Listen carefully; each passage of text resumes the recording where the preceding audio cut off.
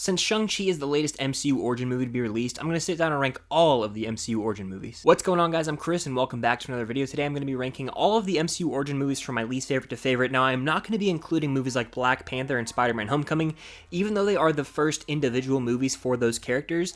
They already get an origin before that in the MCU, and those movies aren't where they really become the hero that they are. And before I give you guys my ranking, definitely hit the like button, comment your ranking of the MCU origin movies down below, and make sure to hit the subscribe button and notification bell so you don't miss out on any future Marvel videos. So coming in last place for me is going to be The Incredible Hulk. This movie is very low in my MCU ranking. I'm not really crazy about the Edward Norton portrayal of the character, and it almost montages over Bruce Banner actually becoming the Hulk himself. I would have loved to see a sequence of him turning into the Hulk, and we don't really get that. It's more so touched on in the opening credits. It's one of my bottom 3 MCU movies for a reason, and it just falls flat. So next up is Captain Marvel, which is again bottom tier MCU for me. I think this does an okay job of kind of creating some intrigue surrounding Captain Marvel's origin. I like the fact that we see her with Maria Rambeau and their friendship develop, as Monica Rambeau is now going to be a pivotal role in the MCU. But when it boils down to it, Nick Fury carries this movie, and that's not what you want in an origin movie for Captain Marvel. She's highly unlikable for the majority of the runtime, and that's an issue. I think they can fix her character in the writer's room. I do like her more in Avengers Endgame, and moving forward in the MCU, I think they're going to do a lot to make her more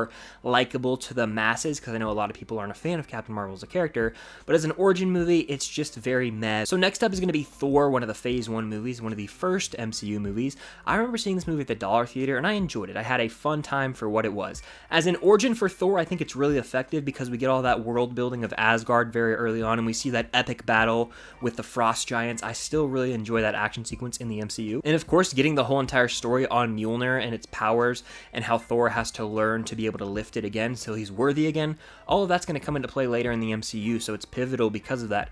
I enjoy this movie. It's still bottom tier MCU to me just because everything above it is much better. It's not when I go back and rewatch as much, but as an origin movie, it's highly effective for the character of Thor. Next up is going to be Doctor Strange. I think this movie is visually stunning, it goes without saying. And as an origin for Stephen Strange's character, it is very effective. It's really tragic what happens to him when he's driving his car and he goes off the road and has a wreck. And even the episode of What If that came out, episode 4, really enhances this origin in some way. Even though it's another what if reality, seeing Doctor Strange become the Sorcerer Supreme is really entertaining, and I think the Ancient One's influence on him is highly felt in this movie.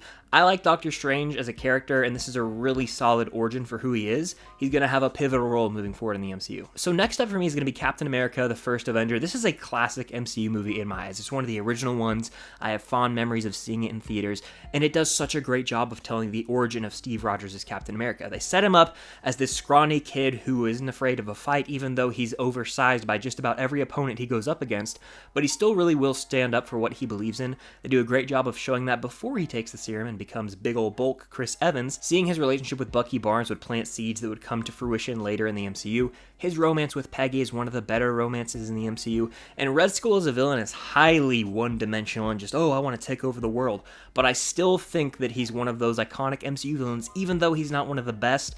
Captain America the First Avenger is a really great movie, honestly. It's just above middle of the road. It's almost top tier MCU in my opinion. Next up we have Ant-Man, which is a surprise movie of the MCU. I remember seeing this one in theaters at a time where I wasn't really sold on the character. I was like, it's probably going to be terrible. It looked really cheesy from the previews, but Paul Rudd stole the show. He really does have a lot of fun in this role, you can tell, and this is a lovable character. I didn't know I would fall in love with Ant-Man, and I truly did. Seeing him as this family man who does some time in prison, then he's just trying to make up for it and spend time with his daughter, it's truly heartfelt at times, and I love his relationship with Cassie. But then you see him introduced to Hope Van Dyne and Hank Pym, and then everything just skyrockets from there. They have a great camaraderie that forms among them. I'm excited to see more of Ant-Man in the future. He's continued to be a scene stealer in every role he's had, but this is a really solid origin for him that made the audiences fall in love with the Ant-Man. Such a bizarre concept for the MCU, but it really did work, and we're getting a third Ant-Man movie in a few years. Isn't it insane we're getting an Ant-Man trilogy? So there's only 3 origin movies left, and before I give them to you, definitely hit the like button and comment your ranking of the MCU origin movies down below. So next up for me is going to be the newly released Shang-Chi and the Legend of the Ten Rings. I've now seen this movie 3 times in theaters.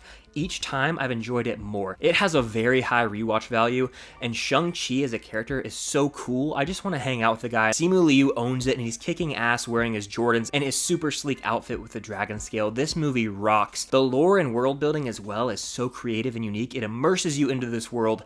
I hope we get more movies like this moving forward in the MCU.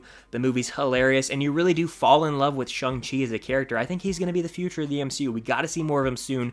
They did such a great job of setting up his story in the the MCU and making him highly likable. Go support Shang-Chi if you haven't seen it. I plan to see it a few more times in theaters. This movie is awesome. My runner-up is going to be Guardians of the Galaxy, not the conventional origin movie, as this is the assembling of a team, and with the Avengers, we got to see each of them have their own movie before the team-up movie.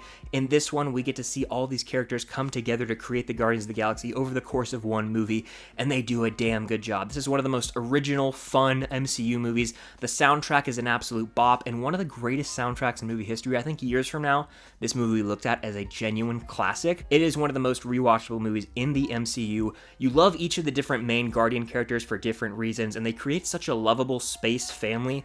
There's heartbreaking moments, hilarious moments. The villain is the weak point of the movie, but I can kind of look past that just because it's more about this space adventure fun vibe, and they just have to have some foe to go against. And if you really look at it a certain way, Rodin's kind of just an extension of Thanos anyway. So if you look at it that way, Thanos is kind of the villain of this movie. But Guardians of the Galaxy is a classic. I'm sure it's a lot of you guys' favorite MCU origin movie. But my favorite MCU origin movie has to be Iron Man, the one that started it all for the MCU. I will sing my praises of Iron Man as long as I have this YouTube channel, and then some.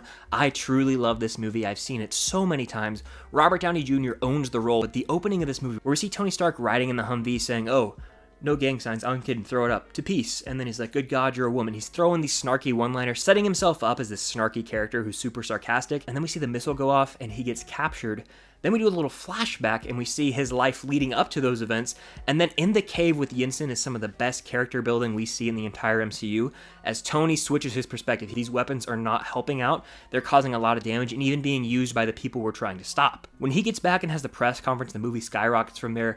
We get to see him kind of come of his own, make his own Iron Man suit, end up having to fight Obadiah Stane / Ironmonger at the end of the film and save everyone. This is a brilliant MCU movie. It is a perfect origin movie. And without it, we wouldn't have the rest of the MCU, so I will always cherish this movie for what it is. But that's going to do it for my ranking of all of the MCU origin movies. Definitely hit the like button, and again, comment your ranking of the MCU origin movies down below. Do you think Shang-Chi is the best MCU origin movie? I've seen a lot of buzz saying it is. Stay tuned for more videos coming very soon, and until next time, I'll see you guys later. The truth is, I am Iron Man.